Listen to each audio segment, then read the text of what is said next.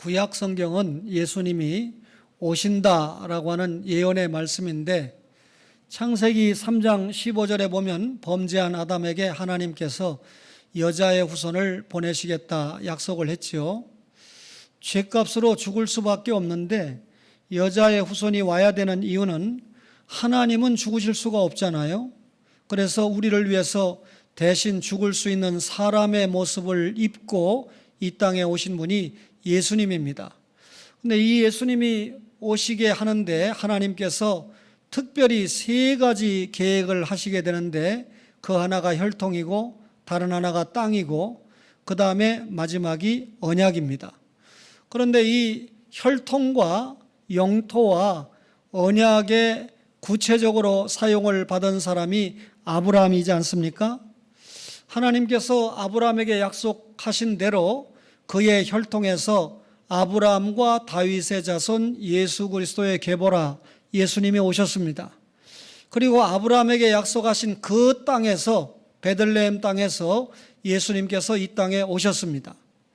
아브라함과 언약을 세우실 때 영원한 언약이다 그랬는데 이 영원한 언약은 예수 그리스도를 그 혈통과 그 땅에서 보내지만 그 언약의 핵심이 예수 그리스도다라고 하는 의미가 영원한 언약입니다. 이렇게 세 가지를 약속받는데 사용받은 사람이 아브라함인데 이 약속이 그 다음에 이삭에게 전해지죠. 그리고 그 다음에 야곱에게 전해지기 때문에 아브라함과 이삭과 야곱을 언약의 조상들이다 이렇게 이야기합니다. 언약의 조상 가운데 아브라함의 생애를 보면 우리가 구주가 되시는 하나님을 만나보게 됩니다. 이삭의 생애를 우리가 잘 살펴보면 하나님께서 얼마나 신실하신 분인가 하는 것을 대하게 됩니다. 그리고 야곱의 생애를 통해서 우리가 하나님께서 얼마나 은혜를 베푸시는 하나님인가. 야곱은 장자권을 받을 자격이 없었습니다. 더군다나 인간성도 대단히 좋지 못했기 때문에 하나님의 은총을 받을 만한 공로가 전혀 없었지만은 그 누구보다도 하나님의 은혜를 풍성하게 받았던 사람이 야곱이지 않습니까? 오늘 모처럼 교회 와서 얼마나 이 아기가 하나님 앞에 예배를 드리고 뛰놀고 싶었으면 그동안 이런 일이 없었는데 오늘 특별한 도장을 목사에게 찍는 것 같습니다. 요셉의 생애에서는 섭리하시는 하나님을 발견하게 되는데 요셉이 노예로 팔려가지 않았습니까? 그런데 나중에 총리가 됐다는 말이죠. 그래서 히브리 민족을 기근에서 구원하는 역사를 기록하지 않습니까? 그러나 이 역사를 섭리하시는 분이 누구였습니까? 하나님이셨습니다. 창세기 37장부터 50장까지 길게 요셉의 이야기가 이어지고 있는데 창세기 스토리 전체의 26%를 차지하는 분량이 요셉 이야기입니다. 사실 이 언약의 조상이라고 하는 아브라함이나 이삭이나 야곱에게 할애된 분량보다 더 많지요. 이것을 히브리 기자는 히브리서 11장 22절에 믿음으로 요셉은 임종시에 이스라엘 자손들이 떠날 것을 명하고 또 자기 뼈를 위하여 명하였으며 그랬습니다. 결국 이 한 절로 요셉의 생애 창세기 26%에 해당되는 것을 히브리 기자가 한 절로 요약을 했는데 이 한 절의 내용을 보면 하나님의 주권적인 섭리 앞에 요셉은 언약신앙이 분명했다. 하나님의 주권신앙대로 믿음으로 처신했다라고 하는 것을 평가하고 있는 것을 보게 됩니다. 시작의 책 창세기에 요셉에 대해서 이렇게 길게 할애를 한 것은 하나님의 특별하신 뜻을 보여주시기 위함입니다. 요셉은 죄에 오염된 시대에 살았는데요. 요셉이 살던 시대에는 이방 문화를 수용을 했습니다. 창세기 35장 2절에 보면 야곱이 이에 자기 집안 사람과 자기와 함께한 모든 자에게 이르되 너희 중에 있는 이방 신상들을 버리고 자신을 정결하게 하고 너희들의 의복을 바꾸어 입으라 그랬습니다. 이어지는 4절에서는 그들이 자기 손에 있는 모든 이방 신상들과 자기 귀에 있는 귀고리들을 야곱에게 주는지라 야곱이 그것들을 세겜 근처 상수리 나무 아래에 묻었다라고 기록을 하고 있습니다. 요셉이 살던 시대에는 여러 가지 면에서 죄에 물들어 있었다 그 말이죠. 이방인의 가치관과 문화를 여과 없이 받아들였습니다. 특히 바단 아람의 문화와 바단 아람의 우상들, 종교들을 그대로 수용을 했습니다. 그들이 입던 옷과 장신구 등이 이들 속에 깊이 파고 들어왔습니다. 야곱이 베델로 올라가는 중에 그것들을 빼앗아서 묻었을 정도였습니다. 야곱은 이스라엘의 12지파의 조상이 되었지요. 또한 아브라함과 이삭과 더불어 언약의 조상이 야곱이지 않습니까?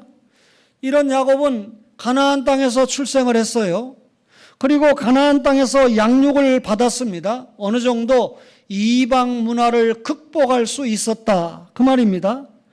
그런데 야곱이 만난 아내들이나 그리고 첩들이나 그리고 자녀들은 모두 바단 아람에서 나고 자랐기 때문에 이방 문화와 종교에서 자유하지 못했다 그 말입니다.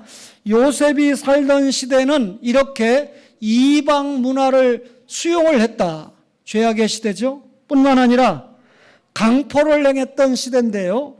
창세기 34장 25절에 제3일에 아직 그들이 아파할 때에 야곱의 두 아들 디나의 오라버니 시몬과 레이가 각기 칼을 가지고 가서 몰래 그 성읍을 기습하여 그 모든 남자를 죽이고라고 기록을 했습니다. 히 족속 중에 하몰의 아들 그 땅의 추장 세겜에게 야곱의 딸 디나가 강간을 당했습니다. 그때 디나의 동복 오라비인 시몬과 레이가 이 복수를 주도했습니다. 이들은 상대로 하여금 할례를 받도록 하고 살인을 저질렀죠. 이 할례라고 하는 것은 하나님의 언약을 상징하는 표식입니다. 할례를 받았다라고 하는 것은 아브라함의 자손이 되고 아브라함의 백성이 되었다라고 하는 표식입니다. 그런데 문제는 이 세겜이 생각할 때 우리가 할례를 받으면 아브라함 백성들과 같이 우리가 동일하게 된다라고 생각을 했다는 것이죠. 외적인 할례를 받았다고 아브라함의 백성이 될 수 있나요? 진정으로 아브라함의 백성이 되는 것은 외적인 할례가 아니고 마음의 할례. 모세가 이 외적인 할례의 문제를 발견하고 하나님 앞에 새롭게 받은 할례에 관한 말씀이 마음의 할례입니다. 마음의 할례는 뭡니까? 말 그대로 마음에 새겨진 믿음, 하나님께서 은혜로 주신 은혜입니다. 따라서 외적인 할례만 중시하면 이렇게 이 성례를 살인의 도구로 쓸 수 있는 무서운 일이 발생할 수 있다 그 말이죠. 성례는 하나님께서 주신 은혜지 않습니까? 그런데 이 은혜를 사람을 죽이는 일에 사용을 했습니다. 그것도 사적인 복수의 도구로 하나님이 허락하신 성례를 사용하는 강포의 시대가 요셉이 살던 시대였다 그 말입니다. 뿐만 아니라 요셉이 살던 시대는 지도자의 권위를 무시한 시대입니다. 창세기 35장 22절에 이스라엘이 그 땅에 거주할 때 르우벤이 가서 그 아버지의 첫 비라와 동침함에 이스라엘이 이를 들었더라. 야곱의 아들은 12이라 그랬습니다. 이 할례를 가지고 이 자녀들이 강포를 행할 때 야곱이 그들에 대해서 대단한 치리를 했습니다. 그러나 아버지이자 지도자인 야곱의 치리를 그 자녀들이 거부했습니다. 그 결정적인 증거가 뭡니까? 소모를 범했다는 것 아닙니까? 이는 르우벤이 치리자인 아버지의 자리를 빼앗으려고 한 것입니다. 아버지의 첩을 범한 이 행위는 단순한 간음 행위를 넘어서 공권력을 침해한 죄가 된다. 그 말이죠. 지도자의 권위가 무시되는 시대, 여러분, 정치적으로도 그렇고 종교적으로도 그렇고 지도자가 없는 시대는 불행한 시대가 될 수밖에 없기 때문에 우리가 지금 현실에서 과거의 그 어느 시대를 그리워하고 있는지 모릅니다. 요셉은 이렇게 죄에 오염된 시대에 살았습니다. 그런데 요셉은 달랐어요. 거룩한 삶을 지향했다는 것이죠. 오늘 읽은 창세기 37장 2절에 야곱의 족보는 이러하니라.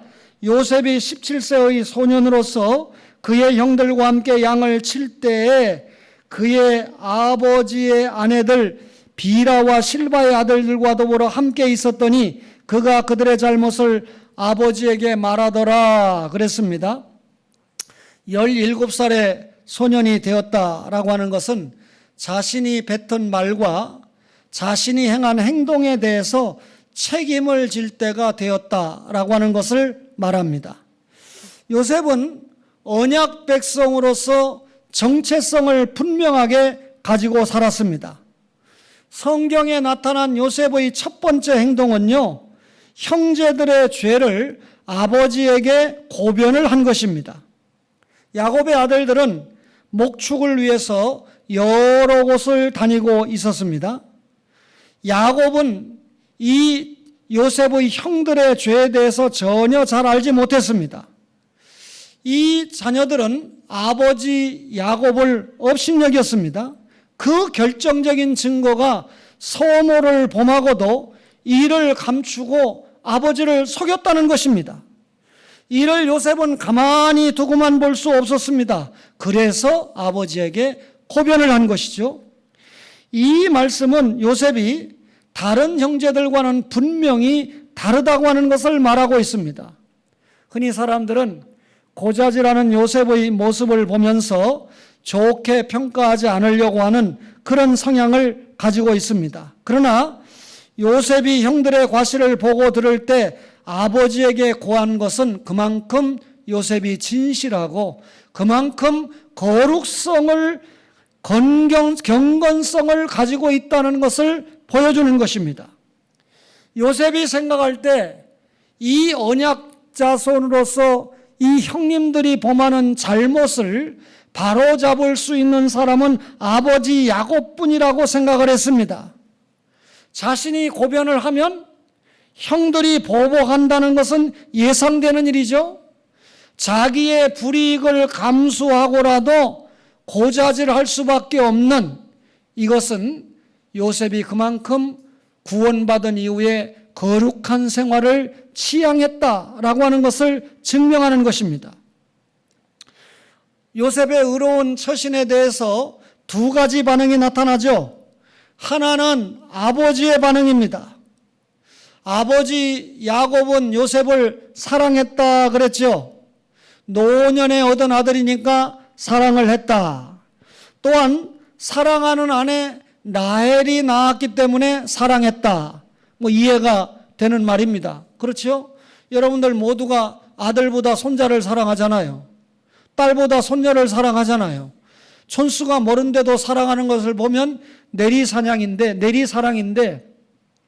노년에 얻은 아들이기 때문에 사랑했다는 말 이해가 됩니다. 그런데 아버지 야곱이 요셉을 더 사랑한 이유는 요셉의 신앙에 근거한 거룩한 삶이 있었기 때문에 아버지 야곱이 사랑했다는 것을 아셔야 됩니다. 다른 반응 하나는 형들의 반응이잖아요. 형들은 요셉을 미워했다 그랬어요. 동생 요셉과 편안하게 대화를 하지 못할 만큼 형들은 동생을 미워했다 그랬는데, 형들이 동생을 미워하는 이 마음이 행동으로 나타났습니다. 형들이 동생을 죽이려고 공모를 했습니다.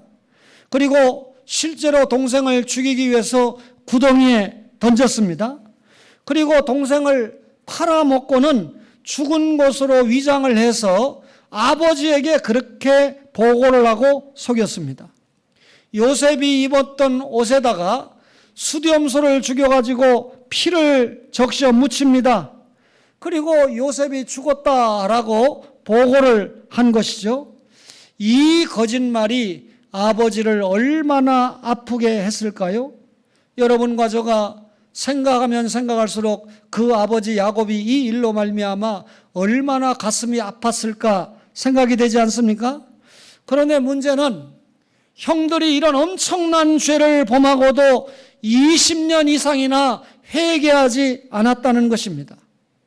형들이 가지고 있는 거짓 결속은 대단히 공고했습니다. 단단했습니다. 이런 형들에 비하면 요셉은 특별한 삶의 면면을 보여주고 있죠. 즉 신앙에 근거한 거룩한 삶을 살았다는 것입니다. 이렇게 믿음에 기초한 삶을 살았던 요셉이기에 형들이 잘못됐던 것을 고치기 위해서 아버지에게 고변을 했다. 이스라엘의 언약 백성의 이 정체성을 가지고 있는 자녀다운 모습을 요셉에게서 찾아볼 수 있었던 것입니다. 요셉은 자기가 가지고 있는 직분으로 사명을 감당했는데요. 창세기 37장 3절에 요셉은 노년에 얻은 아들이므로 이스라엘이 여러 아들들보다 그를 더 사랑하므로 그를 위하여 채색 옷을 지었더니 그랬습니다. 아버지 야곱이 요셉에게 채색 옷을 지어 입혔다 그 말이잖아요. 성경을 읽다 보면 다윗의 딸 다말이 채색 옷을 입었다라고 하는 기록이 사무엘하 13장 18절과 19절에 기록되어 있습니다. 여기 옷이라고 하는 것이 창세기에서는 창세기 31장의 가죽옷과 그리고 오늘 이 채색옷 본절에서만 나타나게 됩니다. 그런데 출애굽기와 레위기를 읽다 보면 제사장 직분과 관련해서 옷에 관한 이야기가 많이 언급이 되지요. 요셉은 가죽옷 계시를 통해서 주님의 구속 계시를 분명하게 믿었습니다. 여러분, 아담이 범죄에 타락하기 전에는 우리가 죄 용서받을 일도 없이 하나님이 맡겨주신 사명만 감당하면 됩니다. 다시 말하면 하나님 나라 일꾼으로만 살면 됩니다. 그런데 아담이 범죄에 타락함으로 말미암아 무슨 일이 생겼습니까? 우리가 죄값으로 죽어야 되고 하나님의 일꾼으로 사명을 감당할 수 없게 된 것이죠. 그러면 하나님의 본래 일꾼으로 창세기 1장과 2장의 상태로 복귀하는 방법이 뭡니까? 여자의 후손을 통한 십자가와 부활을 통과해야 됩니다. 예수님의 십자가 보혈을 통해서 죄 용서받고, 그죠? 여자의 후손이 뱀의 후손이 여자의 후손의 발꿈치를 상하게 한다는 건 예수님이 십자가에 죽는다는 말이잖아요. 여자의 후손이 뱀의 머리를 상하게 하는 건 예수님이 십자가에서 승리한다는 복음을 담고 있죠. 이 십자가와 부활을 통과하고서만 하나님의 자녀가 될 수 있고, 그리고 하나님 나라 일꾼으로 사명을 감당할 수 있는 겁니다. 이것을 확실하게 확인시키기 위해서, 자, 아담과 하와가 무화과 잎으로 이 치부를 가리니까 어떻게 됩니까? 해가 뜨니까 헌일이잖아요. 하나님이 동물을 잡아서 가죽옷을 만들어서 입히니까 해가 떠도 비가 와도 아무 상관이 없습니다. 동물이 죽일 때 흘린 피가 뭐죠? 예수님의 보혈을 상징하는 거죠. 예수님이 우리에게 구속의 옷을 입힐 때 이 옷은 무화과 잎과 같이 여러분 이 인간의 자의로 노력으로 구원받을 수 없는 것을 이 계시가 상징하지 않습니까? 따라서 요셉은 이 가죽옷 계시를 통해서 주님이 입혀주신 구원을 확실하게 깨닫게 됩니다. 구원의 옷을 입었습니다. 이렇게 구원의 옷을 입은 요셉에게 하나님께서 야곱을 통해서 채색 옷을 입혔는데, 이 채색 옷을 입혔다라고 하는 뜻은 그에게 직분을 맡겼다 그 말입니다. 구원받은 그에게 하나님의 일을 감당할 수 있는 직분을 맡겼다 그 말입니다. 실제로 야곱은 요셉에게 무슨 직분 맡겼지요? 장자의 직분을 맡겼다고 역대상 5장 1절 이하에 기록하고 있죠. 야곱 자신은 차자였지만 그 가문의 장자의 고난을 취한 바가 있습니다. 요셉이 비록 야곱 가문의 11번째 아들이었지만 그의 믿음의 행위를 보면서 장자 직분을 맡길 작정을 야곱이 한 것입니다. 요셉은 이런 직분을 가벼이 보지 않았습니다. 요셉이 직분을 감당하는 이면에는 하나님께서 부여하신 성공이라는 측면이 있어요. 우리가 어떤 직분을 맡았을 때 실패했다, 별 볼 일 없다, 별거 아니네, 이거보다는 참 그 사람 성공했다. 제가 청년 때만 해도요, 자가용을 한 대 타고 그게 아주 이 급이 낮은 자가용이라고 해도 그걸 타고 시골에 가면 다, 야, 저 집 아들 성공했다, 이렇게 이야기할 때가 있는데요. 요즘 시골 사람들은요, 에쿠스 아니라 그보다 훨씬 높은 걸 타고 와도 그걸 가지고 성공했다 말하는 사람 단 한 사람도 없습니다. 그만큼 경제적인 수준이 높아졌다는 것이죠. 요셉의 직분 감당은요, 인생의 성공으로 나타나는데 창세기에 나타난 요셉은 성공적인 삶의 원형이 됩니다. 요셉은 온갖 고난과 그 속에 수고를 했잖아요. 그리고 나중에 형통하고 창성한 인물인데, 여기서 우리가 성공했다라고 하는 것을 그 사람이 잘 되었다 하는 정도로만 생각하면 오산이라는 거죠. 성공은 여호와께서 함께 하신다라고 하는 임마누엘이 전제가 돼야 됩니다.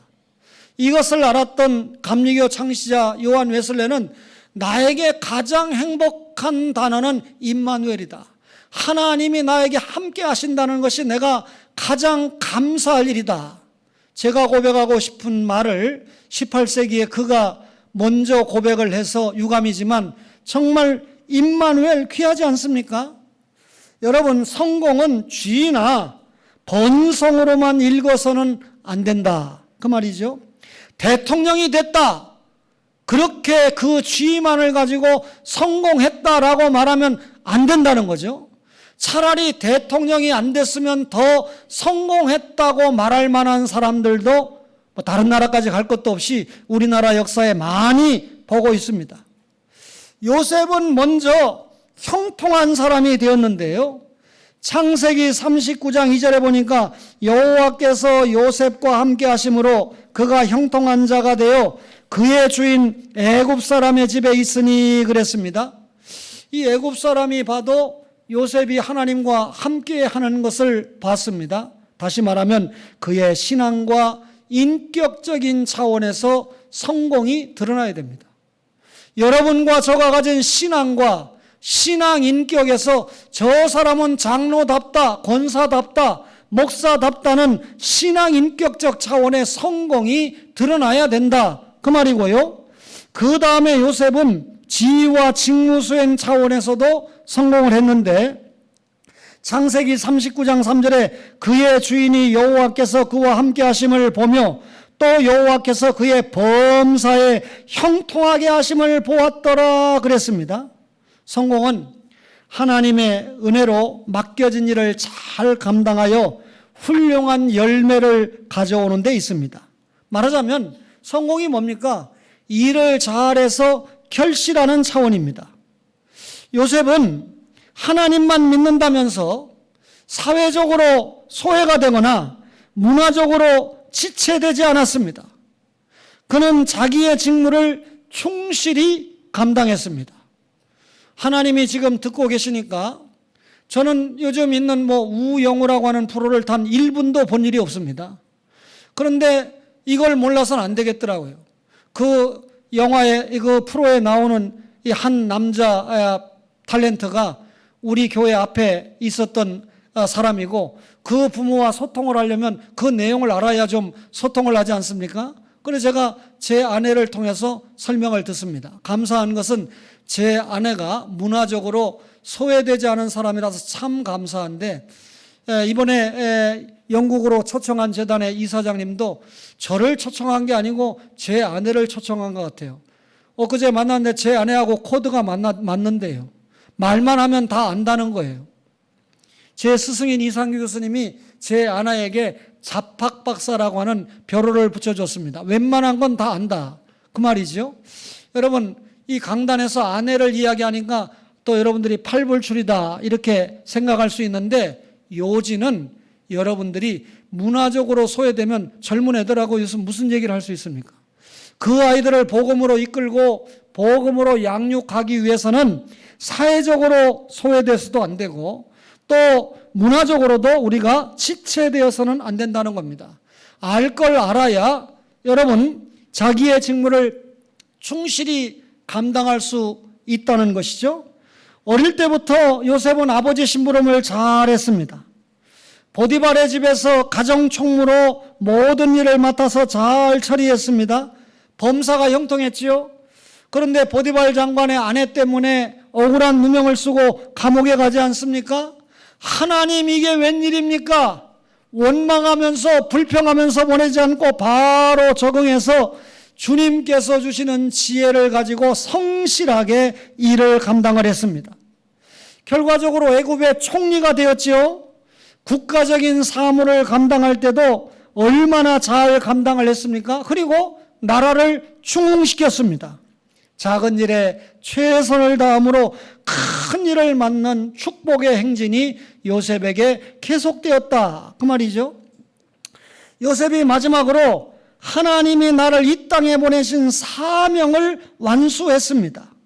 요셉이 하나님 앞에서 총리가 된 목적을 이루어드리는 차원의 성공입니다. 하나님께서 아브라함과 언약을 맺으셨지만 시편 105편 8절 이하에 보면 그들의 숫자가 너무 적고 세력이 약해서 구속사의 일을 감당하기에는 너무나 부족했습니다. 이러한 이스라엘을 먼저 번성을 시켜서 구속사의 뜻을 이루실 그런 계획을 가진 하나님께서 한 사람 요셉을 애굽에 먼저 보내시게 됩니다. 분명히 하나님이 요셉을 애굽에 보냈다는 거예요. 그 땅에 흉년이 들게 해서 이스라엘 가족 전원이 애굽으로 이주를 하게 해서 번성하게 했다는 것입니다. 여기서 우리가 주목할 것은 요셉을 분명히 사람이 보낸 것이 아니고 하나님이 보내셨다고 했는데 그 방법은 누구도 이해할 수가 없습니다. 종으로 팔려갔다는 거예요. 하나님의 섭리를 믿지 못하면 이 땅에는 이해할 수 없는 일들이 너무나 많습니다. 하지만 주님은 반드시 자신의 뜻을 이루셨습니다. 요셉은 주님의 뜻대로 모든 일을 감당을 했습니다. 창세기 45장을 보면 우리는 놀라운 요셉의 신앙을 보게 되는데요. 요셉은 자신이 팔려온 곳에 대해서 무슨 뜻이 있는 줄 알고 총리로서 그 사명을 감당했습니다. 창세기 45장 5절에 당신들이 나를 이곳에 팔았다고 해서 근심하지 마소서, 한탄하지 마소서, 하나님이 생명을 구원하시려고 나를 당신들보다 먼저 보내셨나이다. 기가 막힌 말이잖아요. 형들에게 보복할 수 있는 기회를 잡았는데도 그 형들에게 나를 이곳에 팔았다고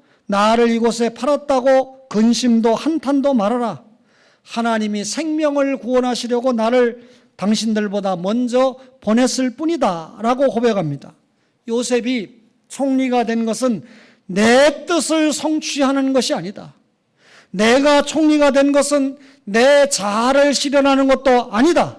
바로 하나님의 뜻을 이루어드리는 도구로서 그의 일을 수행하는 것이라고 고백한 것이죠. 나를 먼저 보낸 것은 하나님의 구속 역사에 필요한 역할을 담당하는 것이라고 요셉이 고백한 것입니다. 이것이 진정한 성공으로 평가되는 것이죠. 그렇다면 참된 성공을 하려면 참된 성공은 뭐부터 시작해야 됩니까? 하나님을 바로 아는 것으로부터 시작해야 됩니다. 그리고 그 하나님의 뜻에 순종하는 것이죠. 결국에는 하나님의 뜻대로 자신의 몸과 마음을 드리는 것이죠. 사람은요, 사명에 따라서 움직입니다. 일부 예배 때도 잠시 언급을 했지만 지금도 병원에 가보면 이 연명 치료를 하고 있는 분들이 많아요. 스스로 대소변도 해결 못하고 먹는 문제도 해결 못하고 듣기는 듣는지 모르지만 전혀 그렇게 누워있는 경우가 많습니다. 그래서 요즘 의식 있는 분들이 의식이 있을 때 자녀들에게 내가 그런 처지가 되면 호흡기를 꽂는 연명치료를 하지 말라고 유언하기도 하는데 저도 이미 하나밖에 없는 아들에게 유언을 한 상태입니다. 그리고 또 앞으로도 만날 기회가 적절한 때가 되면 그런 부탁을 하려고 합니다. 이 말은 연명치료를 하는 사람은 다 나쁘다 그 말이 아닙니다. 여러분, 이 연명치료를 하고 있는 사람들은 지금 강조하고 있는 사명 감당의 부분에서 많이 처져 있다 그 말이죠. 자녀를 위해서 기도할 수도 없고 전도할 수도 없고 하나님이 맡겨주신 많은 분야의 일을 감당할 수 없는 입장에 된다는 거죠. 그런 입장과 환경이 되기 전에 여러분과 저에게 영육 간에 건강을 주셨을 때 하나님 앞에 사명을 감당한다는 것은 진정한 성공자로 갈 수 있는 중요한 길목인데요. 이 사명, 하나님의 뜻을 이루기 위해서 자기에게 주어진 능력과 힘을 모두 동원하는 것입니다. 요셉이 애굽에서 가정을 이루고 자녀들을 낳고 또 총리를 지낸 사람으로서 유명 인사로 산다고 하면 무슨 의미가 있겠습니까? 오늘 우리나라 사회에서도 벌어지는 일들을 좀 보세요. 분명히 불신자는 그만두고 예수 믿는 신자라고 그러는데 조금 지위가 높은 자리에 올라가기만 하면 그 이후에 신앙적인 모습은 오간데 없고 나타나는 추태가 얼마나 기가 막힙니까? 우리를 얼마나 많이 실망시킵니까? 사람의 지위가 어떠하든지 직위가 어떠하든지 간에 그에게는 사명이 있습니다. 하나님께서 우리에게 맡겨주신 사명을 이루어드리는 것이 성공입니다. 아담이 범죄에 타락하기 전에 여러분 생육과 번성하라는 사명을 받지 않았습니까? 하나님 나라의 문화적인 사명을 받지 않았습니까? 감사하게도 요셉은 가정에서 장자의 직분을 받았습니다.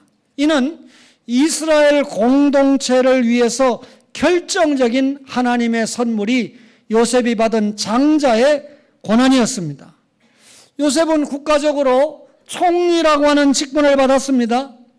이 총리 직분을 통해서 요셉과 자녀들이 잘 먹고 잘 입고 잘 사는 것으로 끝난 것이 아니고 총리 직분을 통해서 선민을 구원하는 데 선용이 되었다. 창세기 3장 15절에 하나님이 여자의 후손을 보내겠다고 약속했잖아요.